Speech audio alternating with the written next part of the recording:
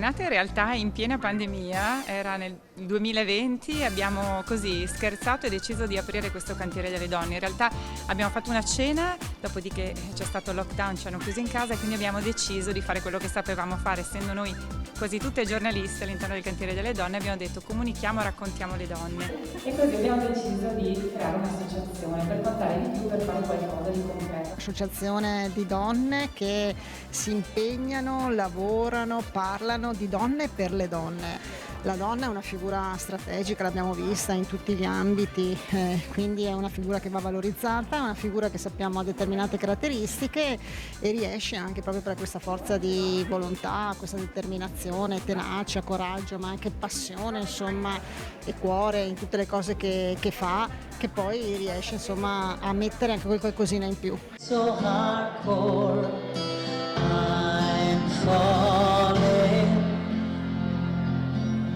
In all the good times I find myself. In realtà abbiamo tenuto compagnia alle donne, ci siamo confrontate, abbiamo combattuto alcune battaglie, abbiamo deciso di portare avanti quello che è l'empowerment femminile, la rivoluzione gentile è il nostro claim, il nostro motto. Con gentilezza però noi contiamo, noi siamo importanti, molti di noi veramente hanno dei ruoli apicali o comunque hanno veramente competenze. Si tratta sempre di dover modificare la cultura, quindi non basta fidare una determinata funzione ad una donna per dire ecco anche in quel settore abbiamo ricoperto quella funzione con una donna. È necessario che la donna, quando ricopre quella funzione, cominci a fare una rivoluzione culturale all'interno di quel settore, all'interno di quell'ambiente.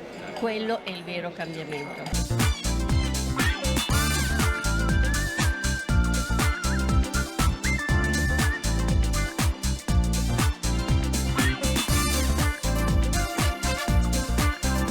L'Urspicta è un capolavoro grazie a molte donne che si sono sostituite ai loro mariti investendo in bellezza. È evidente che oggi 7 giornaliste che riescono a creare una rete di donne in un contesto non solo locale ma internazionale è un bellissimo esempio di partecipazione dal basso e di volontà di protagonismo. Oggi al di là della retorica sul ruolo della donna, la donna non ha più bisogno del sostegno di nessuno, si auto-organizza e si prende spazio.